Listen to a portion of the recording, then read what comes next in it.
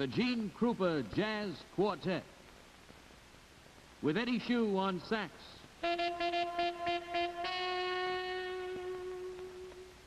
Hal McKinney at the piano,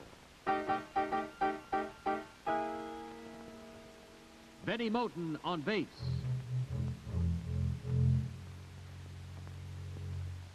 and the one and only Gene Krupa.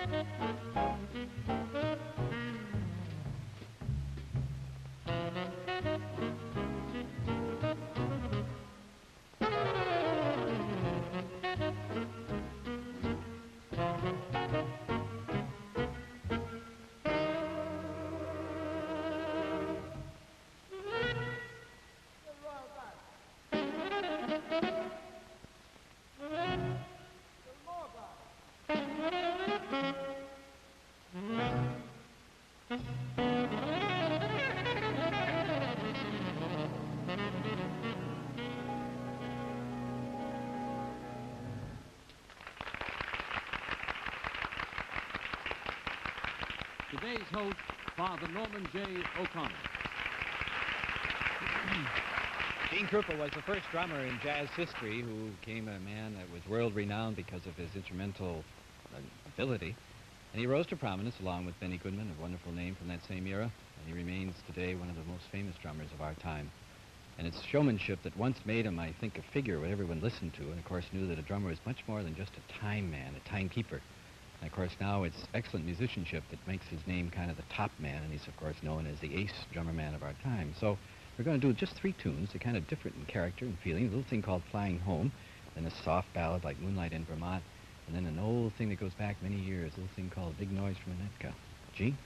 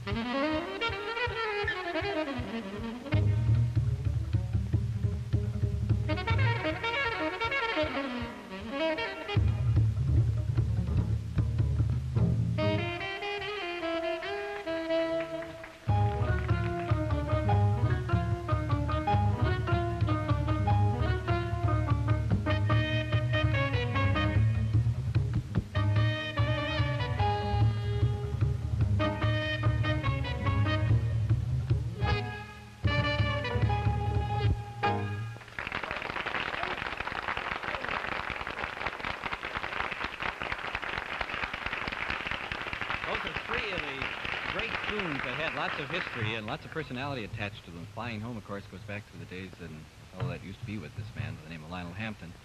And then a girl by the name of Margaret Whiting did a very lovely thing called Moonlight in Vermont. And, of course, then this Big Noise was the thing that, well, many bands, but Bob Crosby and Bobby Haggart and a host of others. Yes, I think, Father, that we should mention the drummer concerned, whom I consider to be, even to this day, the foremost exponent of Dixieland drums that the world has ever known, Ray Baduke of New Orleans. All right, then I won't ask them because I'm quite sure they know him.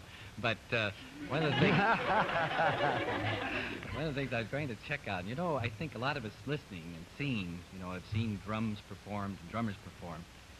We talk about timekeepers now. Would you just give them a little bit of a hint what this means in a not too technical a sense, but, timekeeping what? Just steady beat, straight beat, hard beat? Well, a steady beat, first and foremost, but also a beat that pulsates. Now, you see, Father, I was trained to play dance drums, and even to this day, in the wildest solo that I could possibly perform, if I felt that the beat weren't there and people couldn't dance to it, I'd feel that I were failing in the solo. So that even as dramatic or as showmany as you might get, time must still be there. Time must be always there. Right. Do you think young drummers today are still trying to do this sort of thing? Well, perhaps some of them hadn't got to that point yet, but the guys that have matured a little bit certainly realize it. How about the sense of trying to do more with drums and playing out of time, for instance, and out of tempo? Well, using it like a virtuoso instrument against, they say, rhythm. I could see merit in that. I mean to say there are drummers that do play in that vein, and I respect them very much. And of course, it's just another way that you feel about drums. If we were to apply standards, though, to drumming, Gene, now, for instance, listening to you or to listening to another drummer coming along, what would be some of the things that we should look for in a critical way? Apart from time, but then other things. If he's too busy, he could be too busy, and he could worry too much about what he's going to play or not going to play. And he could be too stiff. He could worry too much about his technique.